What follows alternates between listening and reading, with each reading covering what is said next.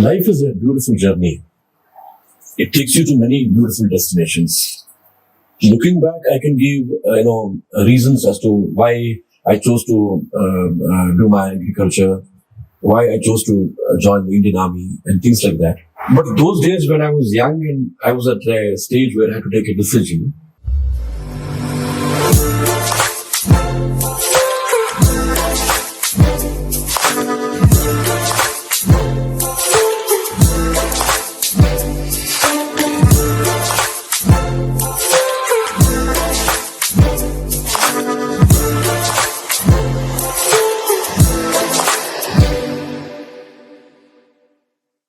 So Karnik sir, thank you so much for joining us today. It's always a pleasure chatting with you, and I'm glad that you came on this podcast. And, I'm really excited to the next 20-30 minutes of this conversation. So walking down the memory lane, I was just while preparing for this podcast, I was just thinking about how we even met for the first time, right? So I remember it was just post 26/11. When you came to Kota, Viveka PU College, where I was studying, and you gave a rousing speech. I don't remember the exact components of the speech, but you gave a rousing speech, and then you stayed backstage, and a bunch of me and my friends approached you, asked a lot of questions, and we were really inspired. And you were one of the and after that, I moved on to going to engineering, go to the US and stuff. But throughout, you were one of the inspirations for me in whatever I did, both in the matters of giving back to the country, as well as a disciplined approach to life and things like that. So, given that,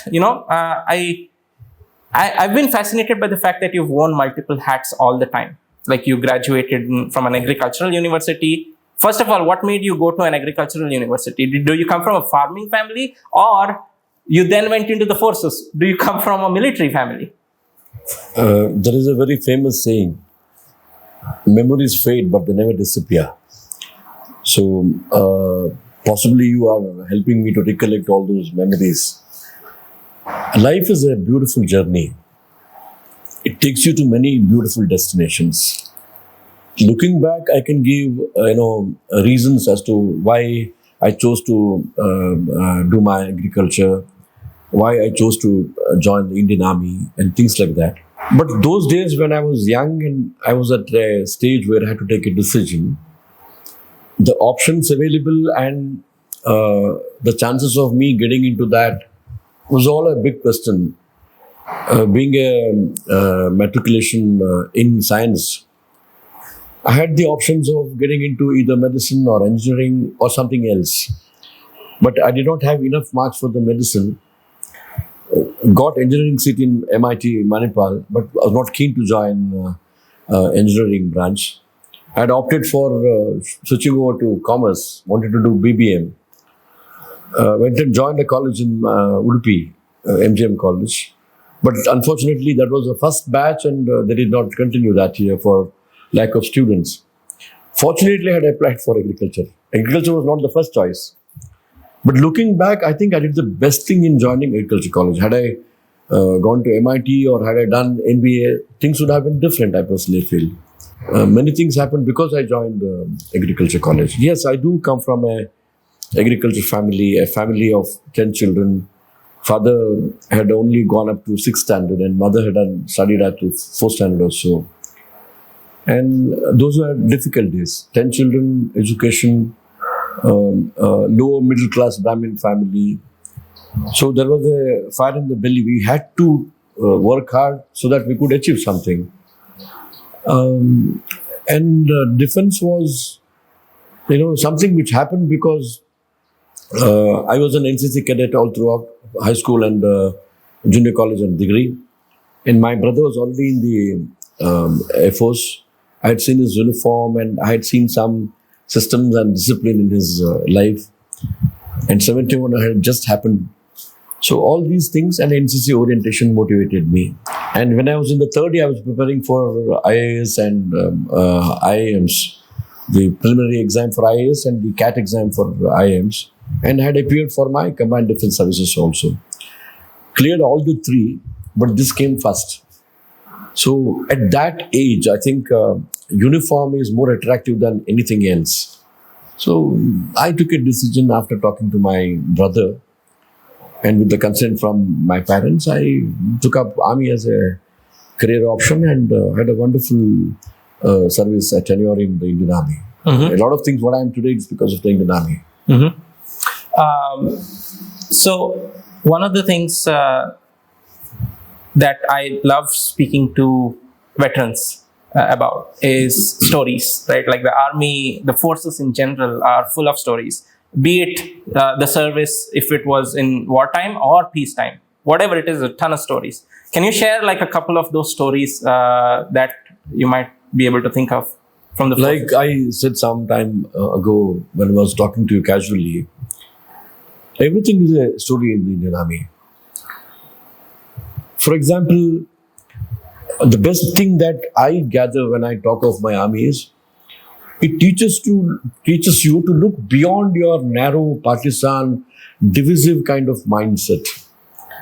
And that is not taught to you by telling you you're all same and things like that. It is taught to you by the kind of training they impart, the kind of teamwork that we are talking of. I still remember once I joined the academy for training, every day we had to fall in, for the different duties at 5:30 in the morning, and 30 cadets in a platoon, and we had to come and report at 5:30. Invariably, one or the other guy is late, and because one or two people are late, everybody is punished. There is a mass punishment. First day I am late, because of me, the whole platoon is getting punished. So everybody will shout at me. Tomorrow somebody else is late. Within a week's time, we come to understand it is not me, it is all of us. So the kind of camaraderie that you develop, the kind of feeling one among everybody, and working as a team is taught to us. So army was an eye-opener from that perspective. On any field exercise, we learn to divide responsibilities based on individual capacity.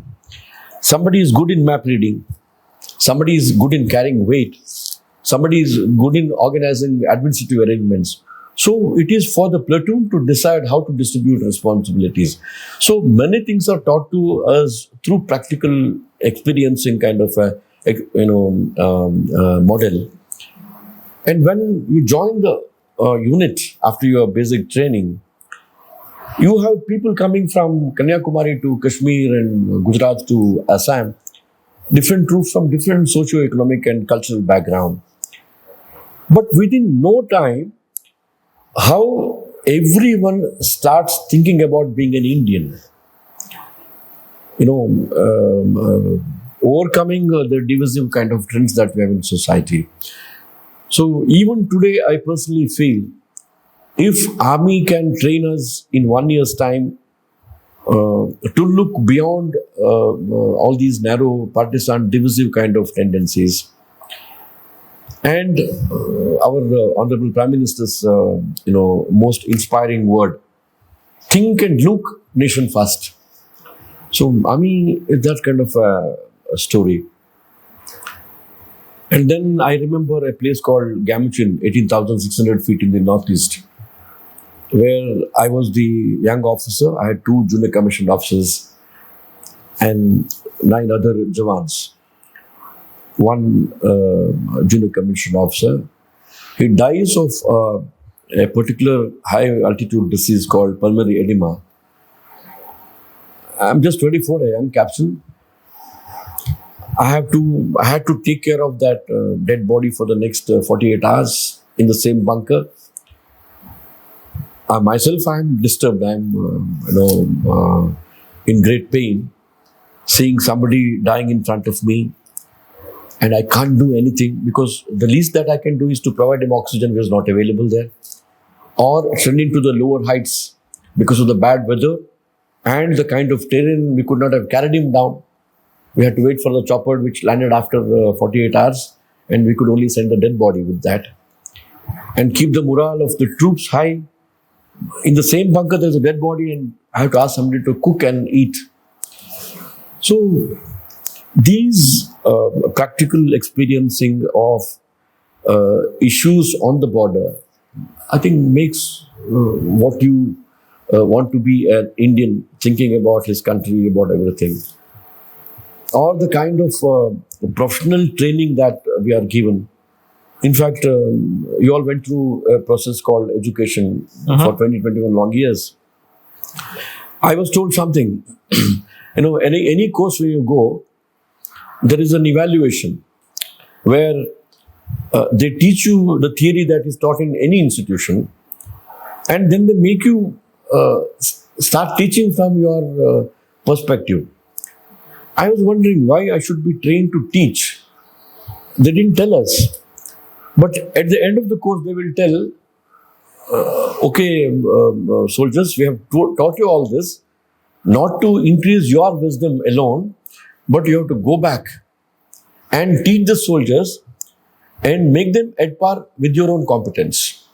So our grading was always from two perspectives. One is, we used to say A grade for theoretical content, A, B, C, D, whatever it is.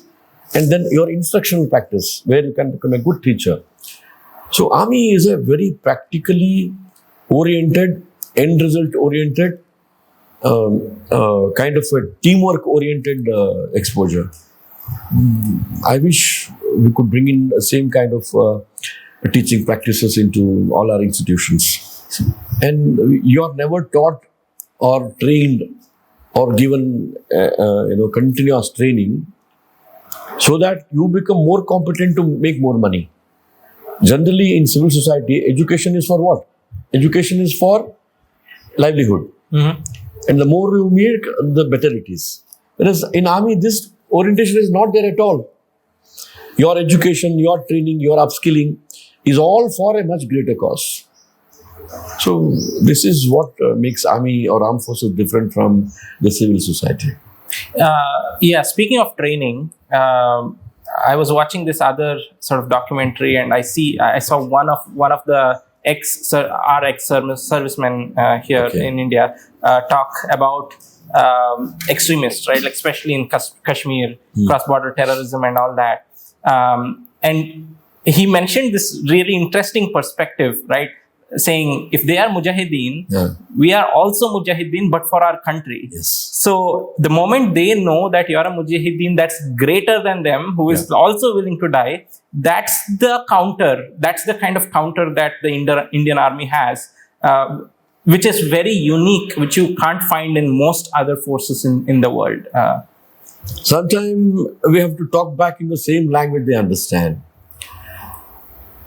And see, he is also motivated. He's also trained. He's also like me and you. But I am fighting for a cause of my fellow countrymen.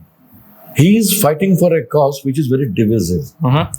So I am always on a moral high ground, unlike him. And of course, at times, I totally agree with the observations made by somebody you referred to. You have to be ruthless.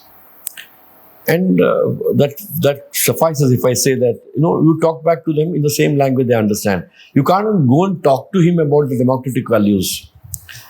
You can't go and give him a sermon. You have to teach him a lesson, that is all. Yeah.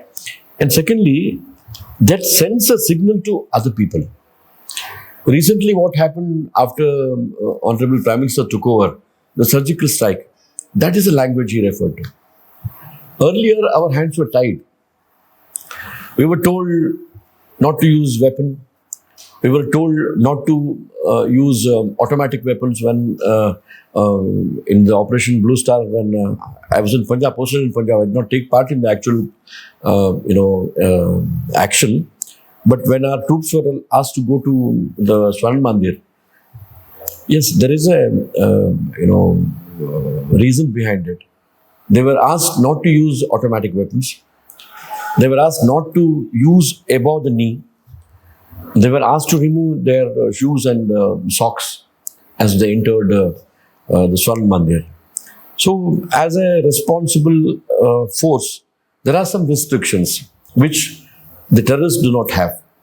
But still, Indian Army is trained to give it back to them nice and proper. So that is when we use these terms like talk back to them in the same language they understand. Yeah, a lot of countries around the world have mandatory military service, right? Like Israel is one popular example, but then it doesn't stop there. There's a lot of countries like that.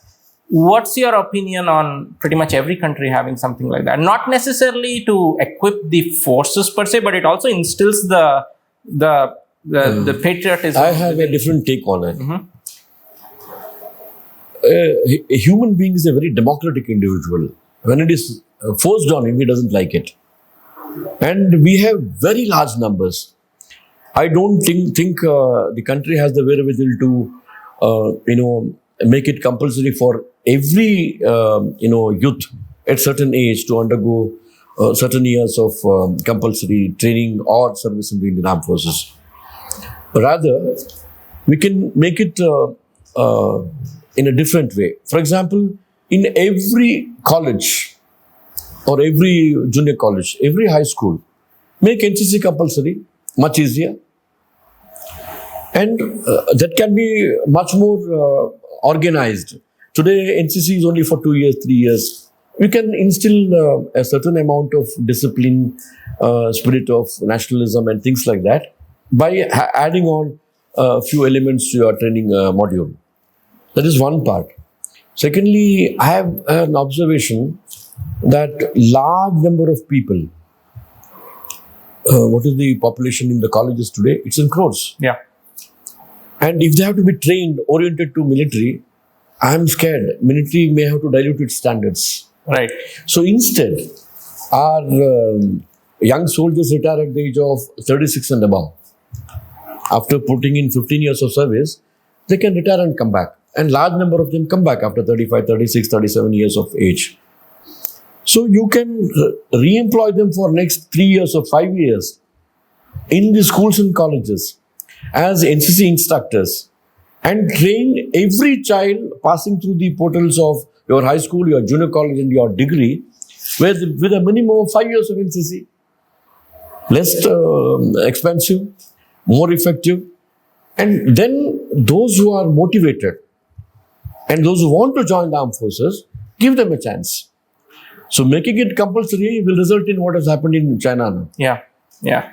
So we have to be very measured and cautious to ensure that the standards of army is not diluted. And people get into army who don't want to serve in army. They have joined army because it is made compulsory. We don't want such people to get into the armed forces. Is a certain version of this this NCC revival that or expansion that you're talking about? Is it fair to assume that like the Agniveer path that recently got implemented, it is to bring in that mindset? You would say. As far as Indian armed forces are concerned, we never had dearth of people voluntarily joining armed forces. In fact, during the rallies, we always used to have a stampede and people were, asking police to come and take care of it. So there was no dearth of the same. But the changing scenario as far as the battle is concerned, lot of technology infusion and army structure being a very broad-based pyramid, requirement of young people at large numbers at the base, and practices followed world over. And this has been discussed over a period of time, and they came out with this module called Agniveer. So Agniveer was thought over not suddenly, neither by the government, for some reason. People were talking of to reduce the expenditure on, pension and things like that. None of those things. So from this perspective, Agniveer, and we need large number of soldiers at the entry level. And once you get into armed forces, we have realized, especially the soldier cadre, some of them don't accept or don't, feel comfortable with the army way of living. And they want to quit because it is difficult and lifestyle is different. You're away from family and friends and things like that. So many of them feel very uncomfortable. among the officers in Army, Navy and Air Force, we already had a system called Short Service Commission. Even among the officers, there used to be a pyramid with a broad base. So among the officers, initially it used to be 5 years plus 5 years extendable service. And today, short service is minimum 10 years and then they have to quit. A small percentage, 25 to 30% are continued depending on their choice and performance. So it was envisaged that a similar structure has to be developed for the soldiers also. So Agniveer, from Army's perspective, armed force perspective, is aimed at professionalizing the armed forces and giving them enough manpower at the base level, and then becoming selective depending on Army's requirement and the requirement of the individual. Okay. So it's a very professional approach. Politically, few things were sensationalized, unfortunately. But I welcome this. Nice. Yeah. Speaking of which, especially after Uri, I mean, that is more of a military angle, right? Even from an economic angle or a foreign policy angle or an infrastructure development angle, there's a lot of this new India that we see. And I can truly attest to this because I left, I moved out of India 10 years ago.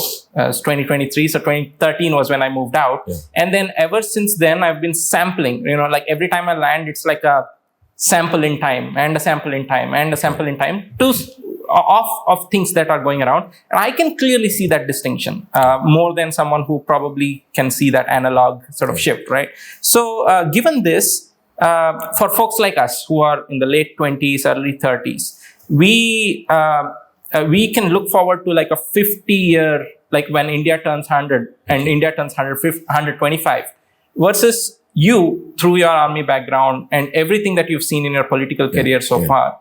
You can attest to the past 50 years of everything that you've seen. Yeah. Where do you think we are going? Like, what do you think is is this the key defining moment we are in right now? It's a very interesting question. Not difficult to answer. A nation has a collective wisdom. The political system, which happens to give definition to this collective wisdom and give direction, I personally feel till recently, till 2014, was confused. That political leadership was influenced by the colonial mindset. To make you understand it in a better perspective, the political system thought by making quality infrastructure along the border, I'm going to rub China. He may feel bad. If I do something along the western borders, Pakistan may feel bad. Thinking nation first, in whatever I do, never appeal to them. There is a focus on this policy shift. Whatever I do, for me, nation first. Tell me any one other country in the world which compromises on the national interests. So when you start thinking from this perspective, in whatever decision I make, it is my nation's welfare. That comes first and the foremost. So that is the major shift in all the initiatives. When you ask me this question, suddenly I remember the famous saying that every army officer is taught. It is called a Chetwood saying. Chetwood was a general from the British Armed Forces, but it is etched in the walls of our training academies. It says like this. There are 3 sentences. It says, when you are in service, what is that should come first for you? He says, the safety and welfare of my nation comes first, always and every time. The safety, welfare and honor of my nation comes first, always and every time. The safety, honor and welfare of my men comes next, always and every time. My own safety, my own welfare, my own honor comes last, always and every time. This is what inspires an army officer. So today, the country's political leadership has the similar kind of motto, I think. The safety, honor, and welfare of my nation comes first, always, and every time.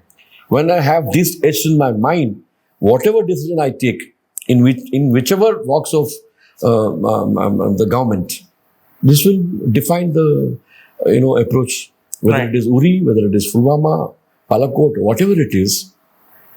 You asked me a previous question. You talk back to them in the same language they understand. So there is a lull in the battlefield today. Mhm. So you cannot undermine yourself. You cannot feel inferior to somebody. You work on your strength. You don't work on your weaknesses. You should work on your weakness to overcome your weaknesses, not to appease, not to please somebody else. Right. So nation first is the doctrine on which everything is being decided. Right. We were in school, like maybe 10 years ago, in school we were taught 10, 15 years ago that India is a non-aligned country, right? And it was visible in the way India conducted itself back then as well. But now, looking at India's foreign policies and the way assertive moral high ground that we stand on, it is looking more like it has shifted from a non-aligned to national interest-based alignment on very specific issues. We might not align with each of our partners on every issue, but the recognition of that and being in a leveraged position where you can choose what issues you want to align with someone. Where do you think we got this leverage from? I don't agree with that word non-aligned. We were aligned. We were aligned with our weakness. I wish they had aligned with our strength. The country during the past 75 years, even prior to 2014, had done tremendous amount of progress. Be it Green Revolution, be it establishing major industries under the public sector, be it mass education, be it healthcare. We had done progress. There is no doubt about it. To an extent, in becoming a nuclear power also. But our priorities were not well defined. We were developing, but we were feeling inferior also. And we were grateful to a foreign invader who came to loot us in the name of business. And then we started praising. He has done so many things. He laid the railway track. He did this, he did that. He did all that for his benefit.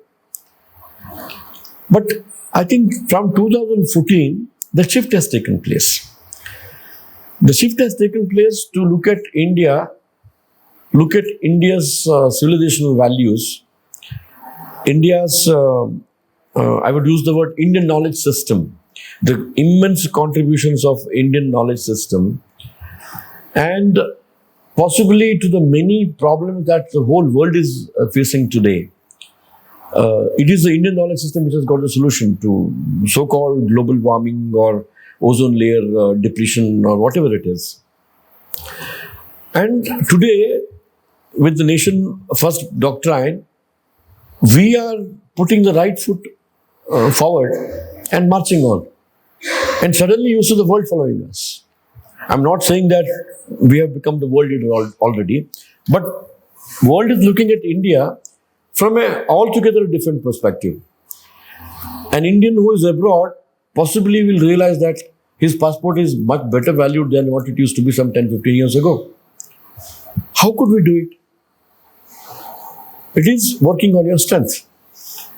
And secondly, the neglected areas of looking after the welfare of the so-called underprivileged was not being considered by doling out freebies. It is being considered on empowering them economically, empowering them educationally, and from many dimensions. And the results will not be seen next 5 years, 10 years. It will take a little more time. So I think the best of the times, we are all part of this, transformational, approaches to many of our unsolved or little less addressed issues that our country faced. I think past 10 years or 12 years of India, if you look at, deep within, I think the kind of leadership that we have in this country today has empowered me to feel proud of myself, which was not there earlier. Earlier, I used to say, I'm sorry, I'm an Indian. Today, I'm a proud Indian, which is a great positive contribution in asserting yourself as an individual and have confidence in yourself so that the best comes out of you. And that is reflected in different sectors, be it economy, be it industry, be it self-enterprise, be it startups that we are doing today. So today, you feel very confident about it. Like you rightly said, when you come back on your vacation in a short span of time, every time you see progress, quality progress in different walks of life.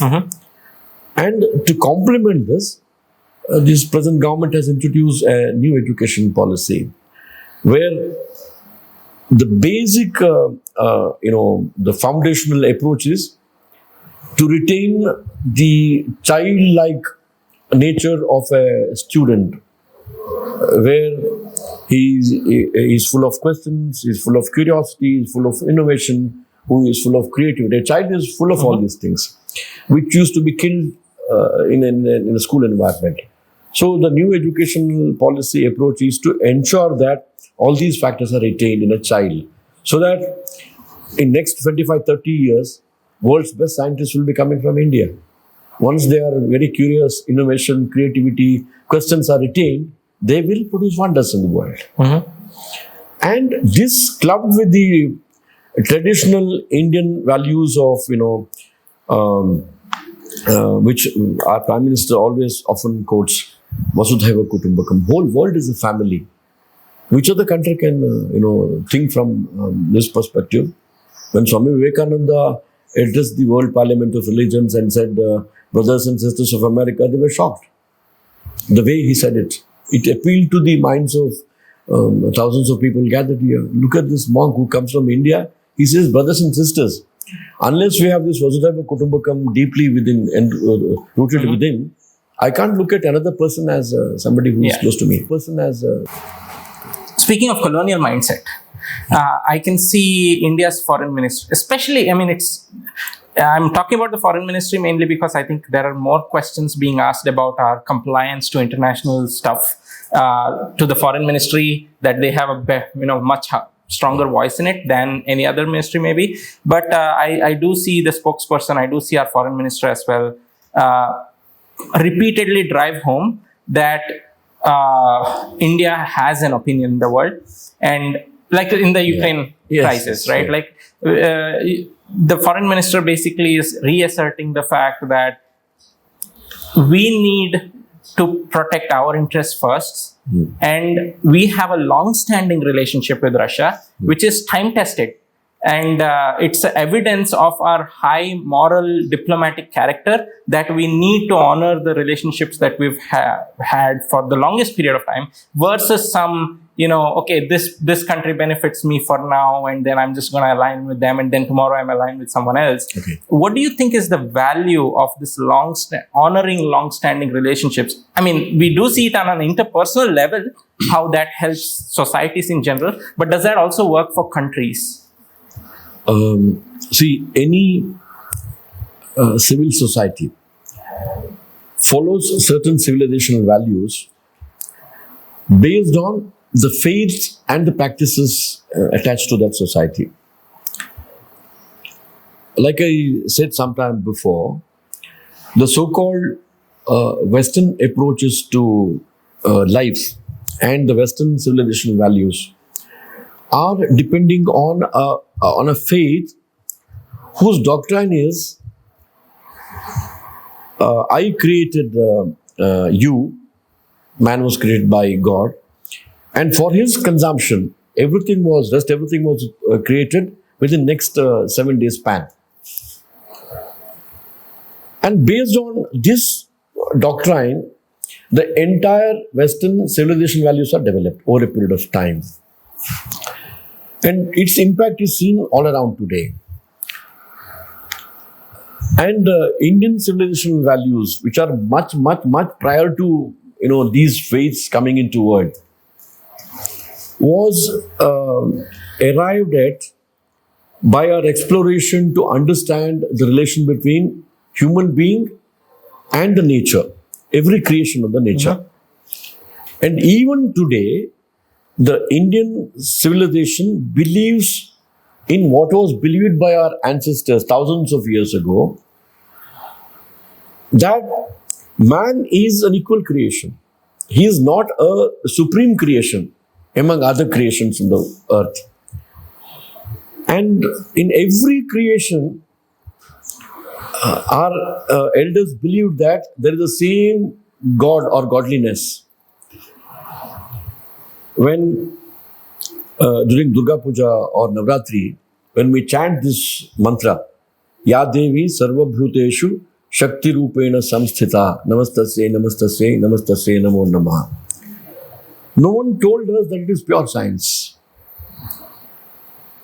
So in every creation, the energy that you see is the same small part of the so-called macrocosmos or the superior energy that you are referring to. And since there was the same energy which is in me, which is in every creation, so we respected every creation on earth. It is not stupidity that our elders worshipped anything and everything in the nature. Be it a bird, be it a snake, be it a rock, be it a mountain, be it a stream. In anything and everything we see godliness. For people who did not understand the science behind it, people who did not understand the understanding of Indian civilization from a holistic perspective, made fun of us. So since it was a matter of convenience, a comfort and an easy way of living, some of us got into doubts also. So your question should be viewed from this perspective. Why Indian knowledge system, I use the word Indian knowledge system, has answers to the many questions which are being unanswered till date, and the kind of vikritis that we see in our society today. See, in practicing this value system, there can be shortcomings in our society also. For example, the much talked the caste system, discrimination, caste-based discrimination, exploitation, caste-based exploitation. This is something which, as a society, you need to correct yourself. This should not be something which pulls you down as a civilization because you compare it with something else which was not akin to Indian knowledge system. And because of this kind of practices that are being compared from a different kind of a yardstick belonging to some other civilization, as a society, we also started looking down upon ourselves. Some 850 years of Mughal invasion, subsequently 250 years of the invasion by the West in the name of doing business with us, has brought in a kind of a Vismruti. I don't know what is the correct word in English. Vismruti is forgetting our own heritage. This is what has happened. And when under Vismruti, instead of digging deep and finding out why our society is like this, we got terribly influenced by the so-called more convenient Western way of looking at things, be it education, be it society, be it family, be it anything for that matter. So we are in that stage where some of us are finding it very important that we should go back to our roots and draw immensely from the wonderful knowledge system of our Indian heritage, while retaining the good practices of the present day generation, present day Western things. So this is the kind of approach that is being thought over by very important people who can make decisions against a large community which doesn't understand the importance of Indian knowledge system. They're mesmerized and swayed by the materialistic lifestyle of the West, which will lead the entire world into some kind of a crisis, if not today, after a certain point of time. So there is a challenge as far as India is concerned. When we say Vasudhaiva Kutumbakam, it is not lip service. We look at the entire world as one family, and you have a responsibility to look at the whole world, not only human beings, every creation on the earth from this perspective. This is where India can immensely contribute, and India is doing it. Be it in moments of great disaster, the way we extend help, or maybe unlike any modern day business oriented Western practices of making money when there is a crisis, sharing free vaccine with 27 small countries, giving our vaccines to 90 other countries in the world, which never happened, and in moments of crisis evacuating people belonging to different countries without expecting anything in return, taking care of smaller countries, becoming their voice, and prioritizing our approaches to worldly crisis from a holistic approach, not from a perspective of what is there in it for me. Mhm. Unlike US, the major companies, Moderna or Pfizer and things like that, they were looking for an opportunity in COVID crisis. How much I can make. So from that materialistic approaches to holy, divine, holistic and spiritual approach. This is where India is looking at the entire scenario today. And this is being accepted by at least a small percentage of worldly citizens. This is the difference. Speaking of, again, I want to actually double click on 2 points that you made, and I know we can go endlessly on this, but speaking of the Vikruti that you talked about, right? If you ask an economist, and feel free to counter me on this. Yeah.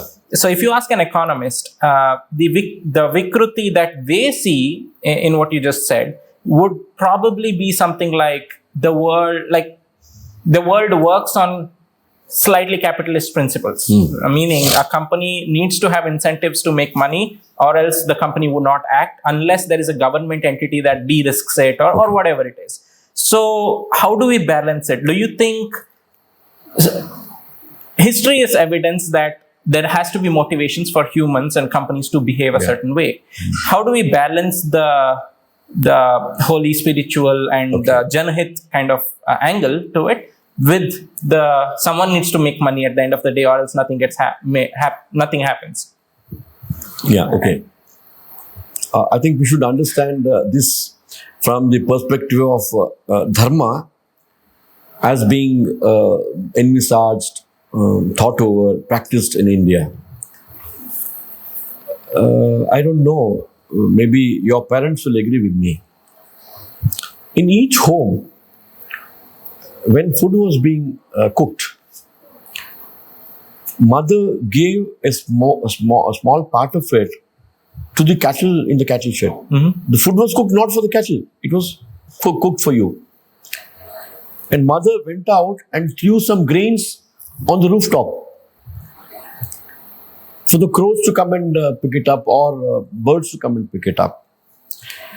During summer months, there were places where water was kept for cattle to come and drink. Any cattle for that matter, not only your cattle, or the birds to come and drink.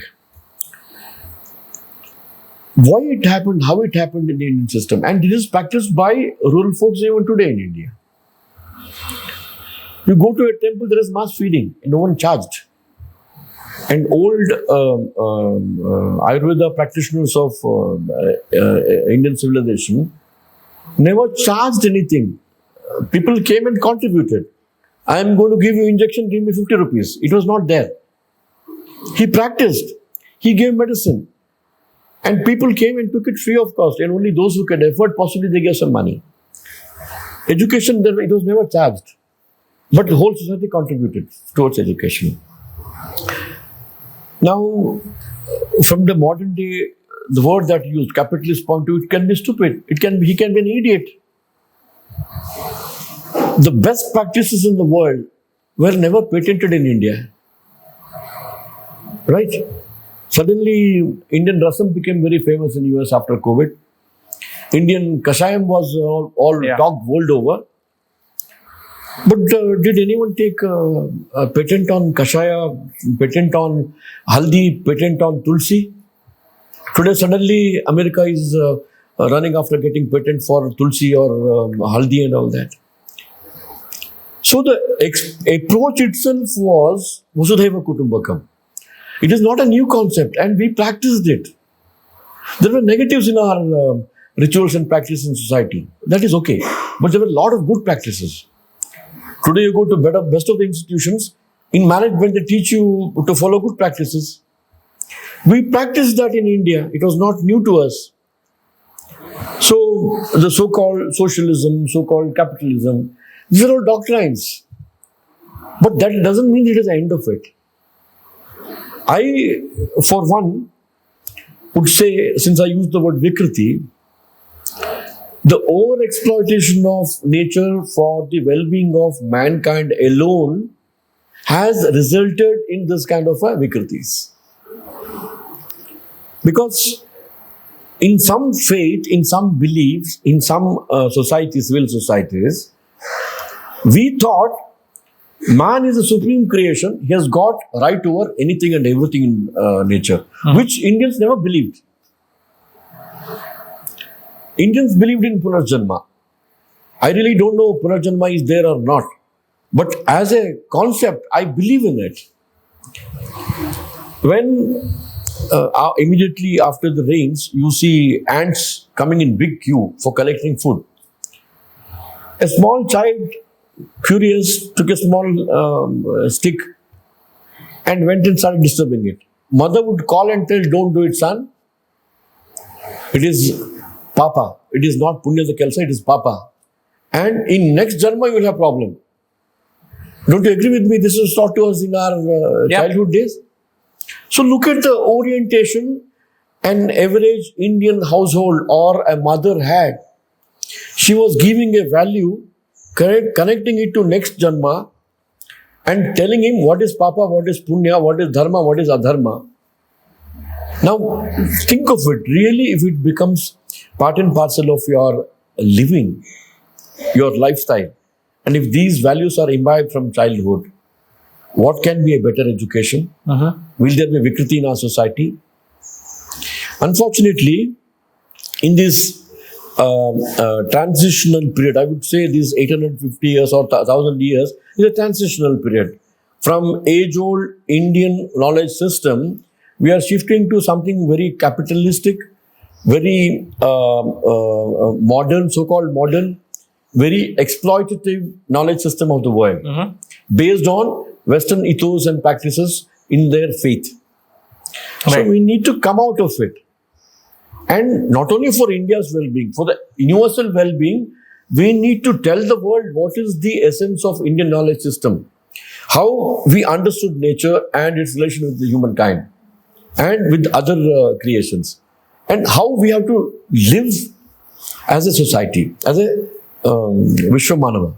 Yeah, speaking of like shedding all the bad effects of, or almost all the effects which most of the effects were definitely bad. All the effects of colonialism, right? There's this trend, and some of my liberal leftist friends would kind of counter me a lot on this as well. It's like, why are we changing the name of cities, right? Like, for example, Aurangabad recently became Sambhajinagar. And there's endless examples of this from the past as well, where we are resetting the names, like Prayagraj for Allahabad and stuff, resetting the name before what it was before our Mughal sort of invasion. What do you think is the importance of this? Is this just symbolic, or is there a deeper importance of this to connect us to India that was actually Bharat way before the Mughal invasions? Because even for my generation, the history that we are taught was basically everything before Mughals is just a side note. Everything after that is like the key characteristic of Indian history, which, if you look at it from a timeline standpoint, it's barely a speck in the thousands of years of history that we really have. Okay. when we were young, we were all named after gods and goddesses. Like, Rama, Krishna, Ganesha, or for that matter, similar thing. Did you not change all these things? Did you not change the name of an individual, but did you not bring in a change? And when did,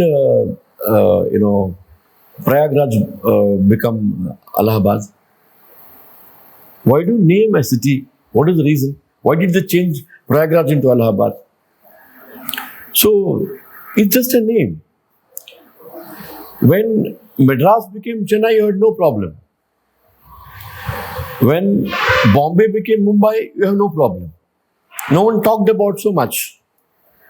When Bangalore became Bengaluru, you have no problem. When Mangalore became Mangaluru, you have no problem. But when Allahabad becomes Prayagraj, you have a problem. When Bhaktiyarpur becomes something else, you have a problem. When Aurangabad becomes Sambhaji Nagar, you have a problem. So problem is in this problem. I said you have to stand on and assert on your strength, not on your weakness. When somebody came and changed Prayagraj to Allahabad, he wanted to communicate a message that I am the ruler. I have destroyed your belief. I have converted you. Don't you think I have to send a message and tell them India is a changed India? You had confusion. When you presented the constitution, in the preamble itself you mentioned India, that is Bharat. Damn it, why didn't you have the courage to call it as Bharat? You don't have the courage to call yourself as Hindustan, but others call you as Hindustan. Accept it. Accept that 1,000 years of our history was a terrible history. People who don't learn from history, at times history repeats itself. So I don't think, at least some of us feel that history need not be repeated. Yeah. We don't want to, undergo the same kind of exploitation, atrocity, conversion, and all kinds of things. And generations have forgotten the great heritage that this country has. The kind of Indian knowledge system which can be the beacon for the entire world. So, from that perspective, if somebody had felt that it is better to call Allahabad as Prayagraj, today we all feel that it is better we recall it as Prayagraj. Yeah.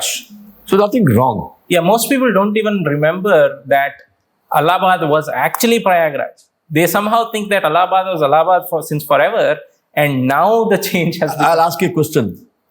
There are people in this country who think India was better governed under the British.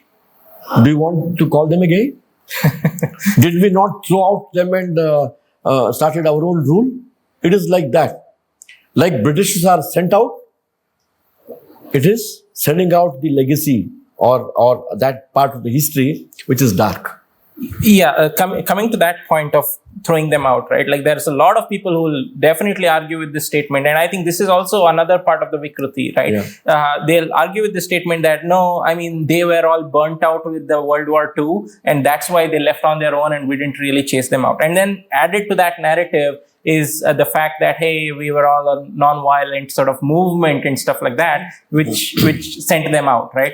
But nobody necessarily mentions the naval mutiny, that really brought the Vikruti in their minds. It's like, okay, this is probably going to be an unstable, Neither it was non-violent movement, nor it was the great debacle of Second World War.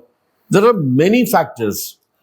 And there were great contributions made by the freedom fighters who took a different line altogether, which Indian historians have conveniently overlooked, starting from Bhagat Singh, Chandrasekhar Azad, and a whole lot of them, and Subhash Chandra Bose, great contributions. So, history written by the invader always glorifies invaders' history, not the real history.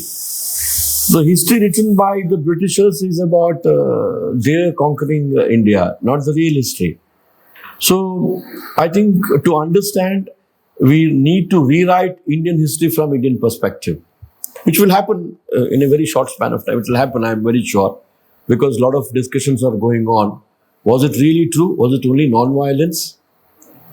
So we are asking these questions. So India is resurgent India today. India is reasserting its, traditional, age-old Indian knowledge system. India looks at those 1,000 years from a different perspective altogether. We need not have Akbar roads, Aurangzeb roads, and all kinds of things in Delhi. It appeals to me appears to me when I go to Delhi that it is still the Mughal kingdom. Right. Even Rajpath now they've renamed it. A lot of things have to be. This has happened world over, not only in India. Yeah. See, one section of society, we use the word left liberals or activists, or they may be disturbed. Social justice warrior. Or whatever it is. Yeah. All these, human rights, social justice, and things like that is imported from the Western mindset. Some people are comfortable with that. And in a democracy, after all, it is the majority. If the majority opines that these are all things of the past and it has to be closed, it will be closed. Simple as that. Coming to recent events, right? In a very recent interview with Dr.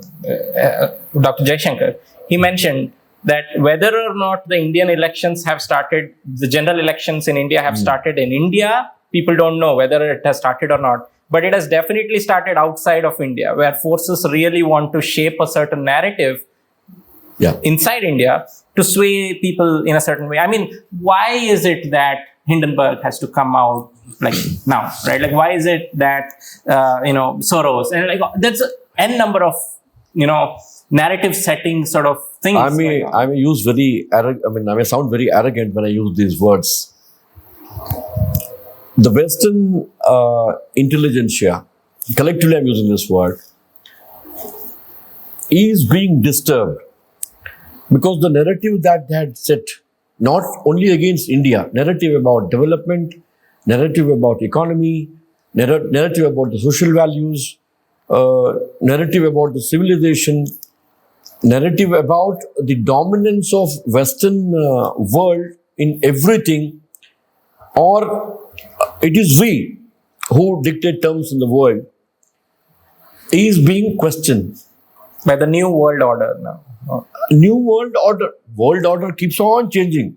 Now every time it is a new world order only. Politically, militarily, culturally, socially, this world order keeps changing. Change is the law of nature.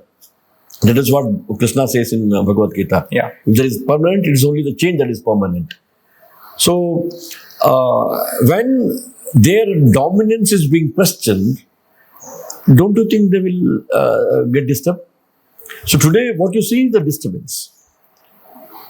And secondly, there is a vested interest in trying to corner the resurgent India, the resurgent Indian value system, the resurgent Indian knowledge system. If they don't oppose it, if they don't counter it, if they don't try to question it, their foundation is, sleeping. So this is a desperate attempt they are doing it. And in doing that, the last minute when the life goes, they say, you get recharged for a short while and then you conk off. So similarly, it is last attempt. Now they have developed an ecosystem both in India and elsewhere to propagate and promote this. Now when they are being questioned, they are questioning many things that is happening in India. It can be the opposition sponsored by the so-called the Western intelligentsia against CAA, against Article 370, against farmers' reform bills, or against anything that was initiated by the present government in India, supported by as ecosystem within India, because their establishment is questioned now. All these years, I scratch your back and you scratch my back was a kind of a convenient policy they had, promoted in India.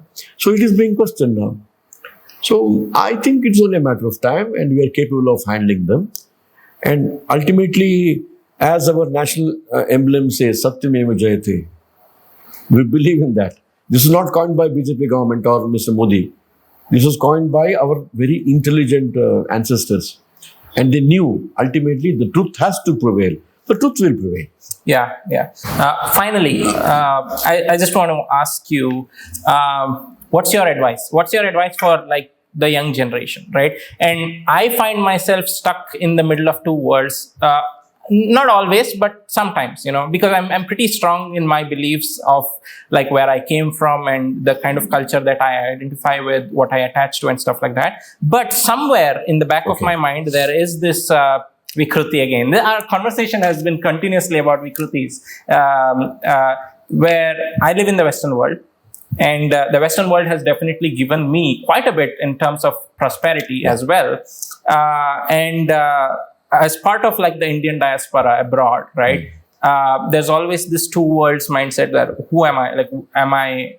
Like where is my allegiance kind of thing. Okay. What's your advice to folks? Like how can folks outside of India be part of the changing India as well? And what's your advice to folks in India who are looking forward to like not the Amrit Mahotsav, but the 100 years and the 125, 150 years of India? I'll quote one famous saying in English to represent the West, and I'll quote another saying in Sanskrit to represent our Indian knowledge system. One is, be rooted so that you can take wings. And on this one statement, you can talk for hours together. Second thing is a very famous saying from the Upanishads. Ano bhadraha kritavaha yantu vishwataha. The first one you understood because of the English. In Sanskrit, what it means in English is, let noble thoughts come to us from all directions.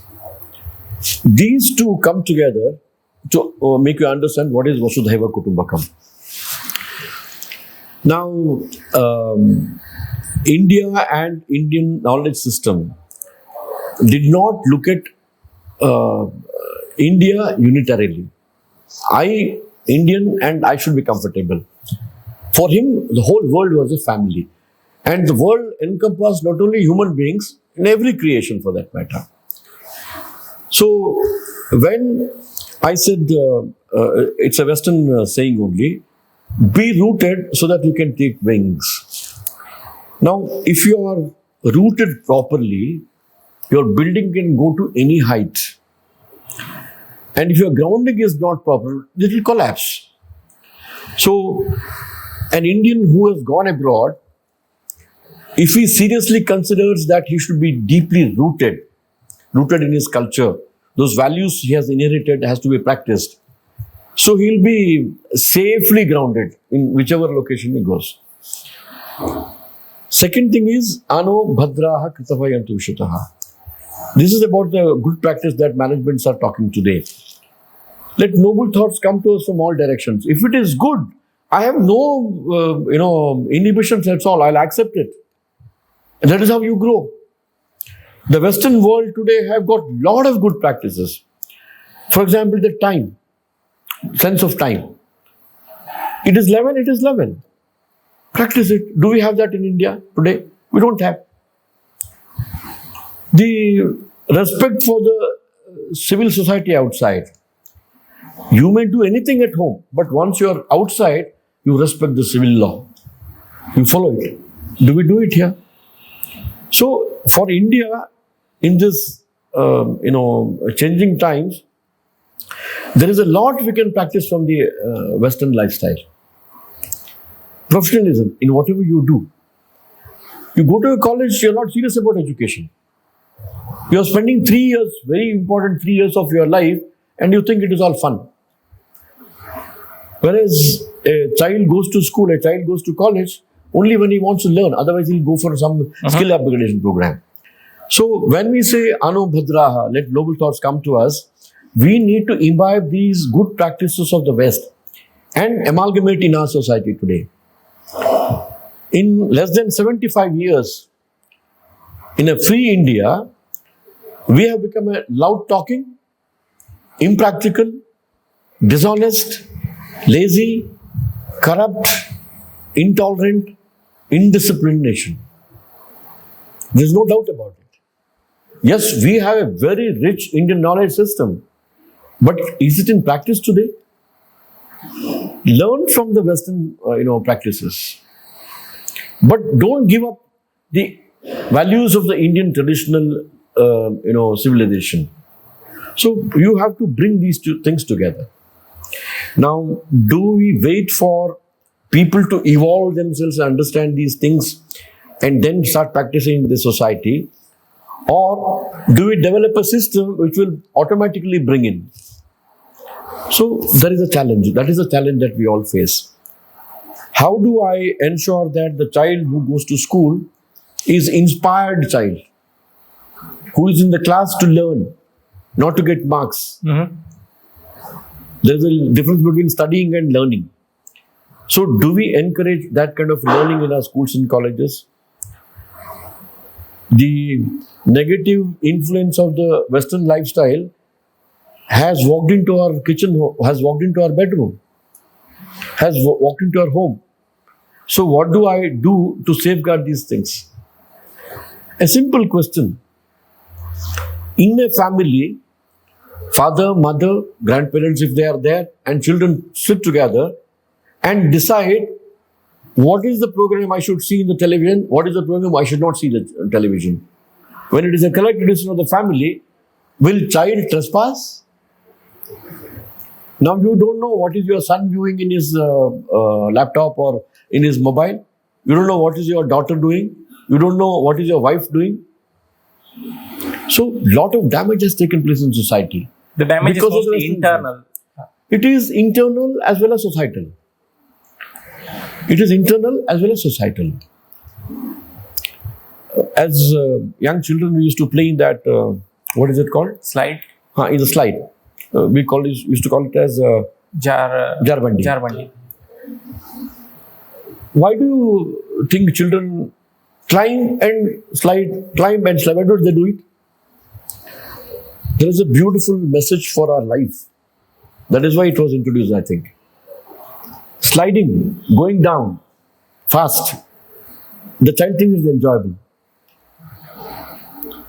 If sliding, going down culturally, going down in our value system, going down our family value system, if it is also thought as an enjoyable experience, and if you continue to do it, what will happen to the society? So, Ano Bhadraha Kritavayantu Vishwataha, let noble thoughts, let good practices come to us from all directions. As a society, we need to decide what is good. What is popular need not be good.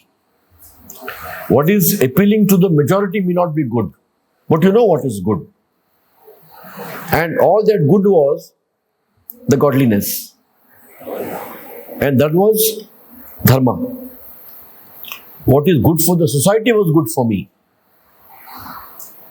Unfortunately, I've forgotten. Now, again, this individualistic approach, I should be happy. If you go to America, even wife need not be happy. I should be happy. So, very individualistic approach, individual becoming most important. Again, a Western approach.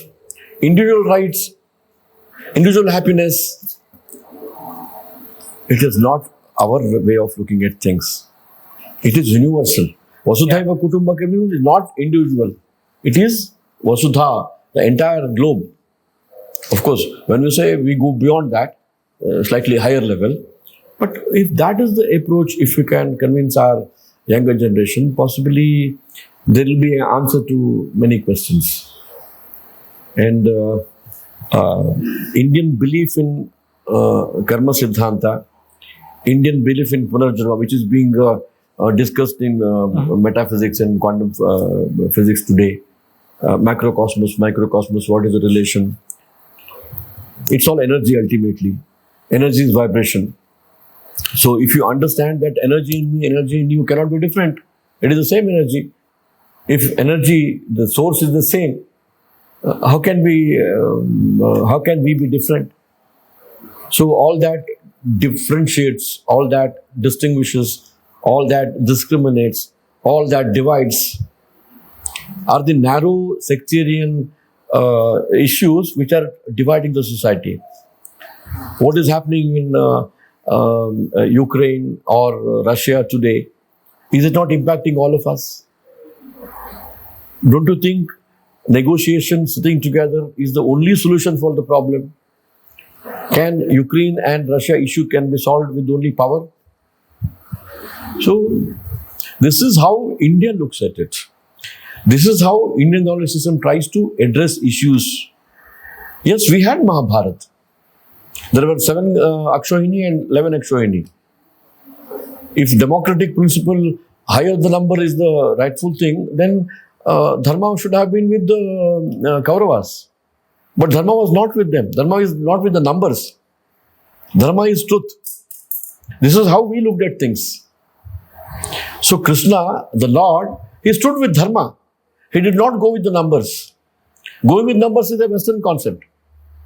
Going with truth is an Indian concept. Right. We need to have that wisdom, what is right, what is wrong.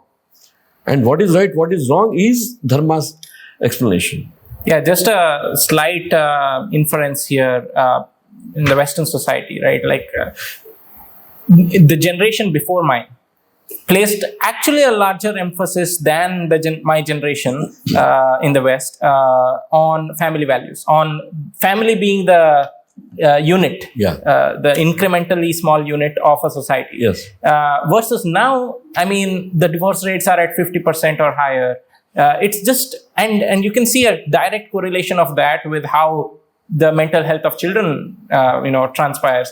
The societal narrative that also gets, implemented or influenced because of that.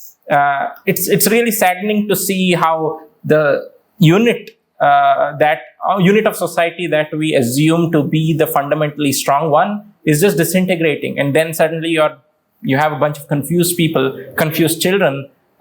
Seeking inspiration from confused people, and then it all going into a downward spiral.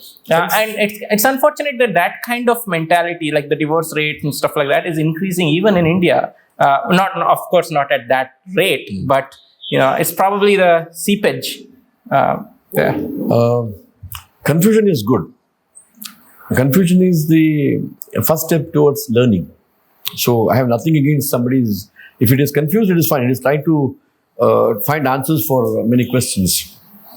Secondly, family as a basic unit of society is acceptable. Talking in terms of compatibility, energies are also compatible, isn't it? There must be perfect frequency matching. So when there is no frequency matching, energy cannot be, electricity produced in Jog Falls, at the same frequency you produce, bring it here, everything will burn. Yeah. The divorce issue is a social issue. I know of families in US where husband and wife live together for decades. There are plenty of such issues. You should talk about that. And in India also, even olden times, husband and wife separated, and a lot of things happened. I'm not saying that divorce is good or living long married life is not good. These are all compatibility issues. Two friends, if they are friends for 10 years and if they separate, nobody talks about it. So I know a family is a very important thing, and a compatible husband-wife relation, father-children relation, mother-children relation is basically healthy. I think it's slightly trivial, and I don't say that it should be overlooked. There are social factors, there are economic factors, there are educational factors, there are influence of self being more important than everything else, which is being influenced these days. And women who used to be looking after a very important aspect of social life, the family. Now that is neglected. And in imbibing the value system of the West, equal rights and women liberation, women empowerment, which was never there women was the most empowered lady, especially in Bund families. I did not talk about it. Women are most respected. Women are most powerful in Bund families. So our empowerment of women was from a different perspective altogether. In fact, if you go around the entire country, the most original places of worship, which are those Shakti Pithas. Yeah. In coastal part of Karnataka, which were the most important temples, Kolluru Mukambike, Katil Durga Parameshwari, Polali Rajarajeshwari. So women were empowered in this country. And if you look at the Indian mythology, it is from Devi everything is created. And at home, even Brahmin priest families, you cannot perform a puja without your wife. So we looked at women from a different perspective, and she was always empowered. Unfortunately, the modern day concepts have come in. Economic issues like husband's income alone is not sufficient, so women had to go and work. And when women went out, they thought it is freedom, they thought it is empowerment, they thought it as women liberation and all kinds of things. I don't say that there was no exploitation. There was exploitation to some extent. It's very symbolic in nature than anything deeper. No, exactly. If you don't look at the essence, and if you look at certain evils in the practice, in an implementation, and then try to glorify it, the essence is forgotten. And that has resulted in further damaging the existing system. I, for one, I am not against women. I, for one, I believe the influence of a mother at home in the formative years of a child is much more important than anything else. Whether she goes and works in a company and earns money, I don't care much about it.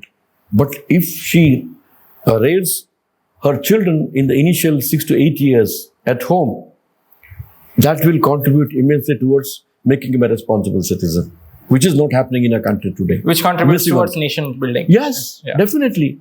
To be a good human being. Today, so-called modern science says 85% of your personality is decided by the age of 6, starting from the womb. And our people knew about it. That is why when a lady becomes pregnant, there are some samskaras being done, including simanta and delivery and all kinds of things. It was all talked from that perspective. There was pure science behind it. She was told not to eat few things. She was told to listen to good music. She was told to listen to good discussions. Why? When in Mahabharata, Abhimanyu's case, Abhimanyu, they say, knew about how to enter Chakravyuha because when he was in Subhadra's womb, Krishna was telling a story, and by the time he was starting to tell about how to come out of it, she had fell asleep. Mm-hmm. She had gone to sleep. And that's why he knew how to go inside, but he did not know how to come out. It may look like a story, but that means they had the concept of child in the womb also can learn things. And today science says that. When the child is in the womb, listen to good music, read good books, get involved in good conversation, eat good food. Don't they say this now? So that is why I use the word Indian knowledge system. Understand the essence of Indian knowledge system and reflect in your day-to-day life. Negate these influences of so-called modern day world, which is very damaging. The cargo pant used by the American workman becomes a fashion. The cargo pant torn because of overusage is a modern day trend here. People are wearing it just because it is good. Some kind of a crazy, fellowship. Tribal. Yeah. It's a tribal mentality, basically. No. ಗದ್ದೆನಲ್ಲಿ ಭತ್ತ ಬೆಳಿತೇವೆ.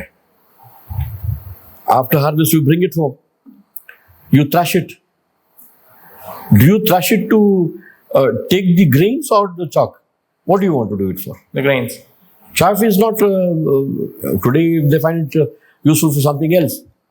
So you should know which is that you should take from society's practices. Right. whether you want to go with the grains or with the sharp. Unfortunately, we have gone with the lesser important things, which is kshanika, we say, short-term, short-lived.